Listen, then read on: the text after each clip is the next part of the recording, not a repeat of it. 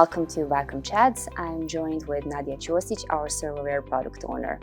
Nadia, welcome. Thank you, Biljana. Let's kick off with the big thing with Channel Bridge because it really sounds like a big one. Can you explain what it is and the problem it's designed to solve? Oh, it sure is.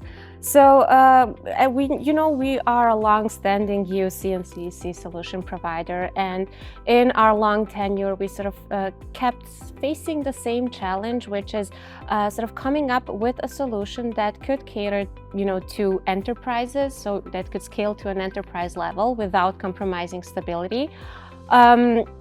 And so after a while, we had to, as the market grew, we had to sort of reconsider and rethink our approach and sort of meet those demands. And that's how Channel Bridge basically came to life. So with Channel Bridge, our partners can take multiple PBX or instances and, see them and use them as a single unified system. And at the same time, still keep control over their entire network that is, or the entire traffic that is flowing through those instances.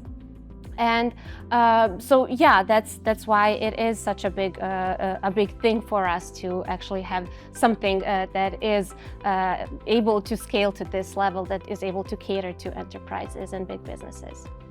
Okay, and what does Channel Bridge actually change for partners and end users in practice? What becomes possible now? For end users, well, hopefully nothing. If they notice something, then definitely something's wrong.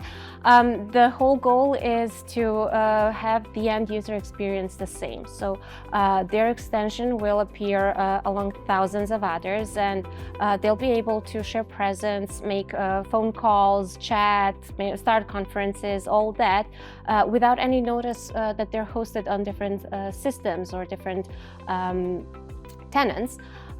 For our partners, however, there is a big difference because they'll be able to actually come out with a much more powerful offering thanks to the voice and chat federation, and they'll be able to safely they'll be able to promise their potential clients more and still keep control over their network and control over their instances. Okay, so from an architecture or delivery standpoint, what did it bring? What did it take to bring Channel Bridge to life, and what were the trickiest pieces to get it right? Oh, well, Channel Bridge is a very complex software, and there definitely had its share of challenges when it comes to bringing something like that to life. I think one of the biggest challenges would be maybe just coming up with a simple enough deployment solution for something that is as big and complex as Channel Bridge is. So that took a lot of sort of research and testing and refinement just to get it right. But we thankfully, we got it, and it's in the form of K3S deployment, which is a Kubernetes distribution. And it also comes with an intuitive setup wizard on Serverware, so partners that are using Serverware will be able to deploy Channel Bridge very simply, just on a click. But also we did not want to limit ourselves just to Serverware, even though it's our favorite product. So partners that are using any other sort of platforms that have Kubernetes support will be able to deploy Channel Bridge as well. Well, that sounds really amazing, actually. So now that we shift gears to Serverware, what's new and how do those updates complement everything that happened at a higher level? Well, with Serverware for our version 5, we had a pretty clear focus. So we wanted to improve efficiency, to make the entire platform more observable, and overall to provide a even more reliable solution for them. And so that came in the form of hardware resource optimization of hardware resources. We added a streamlined option, a streamlined method actually to update your entire infrastructure. We added insight into the entire cluster, the physical hosts, the VPSs, all working towards that goal of just providing more observability, stability, reliability to Serverware. When it comes to security, SIPROD was also had a big change added to it.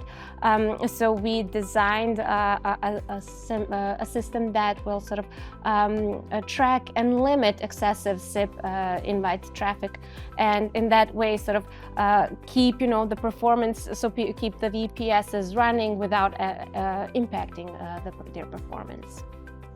And if you had to paint a picture of where all of this is heading, channel bridge, SIPROD, serverware, infrastructure layer as a whole, what does that future look like? I think our vision in that regard remains consistent. So it's all about empowering our partners to, have their own solutions build on top of our solutions, and so that they're able to create something of their own using our products as sort of the foundation, the layer for that. And when it comes to the serverware and channel bridge, obviously we're adding more improvements to sort of optimize everything. When it comes to SIPROD, it's also we're working on an integration between SIPROD and channel bridge. We're adding TLS monitoring for SIPROD and just introducing more granular protection across clusters and partitions. I think all of these are sort of important features and additions that will empower our partners again to sort of create their own unique solutions and offer them to the markets that they're targeting. Very important functionality and capabilities. Yeah. Thank you, Nadia, for being a part of Bicom Chats this year. Thank you, Biljana, for having me.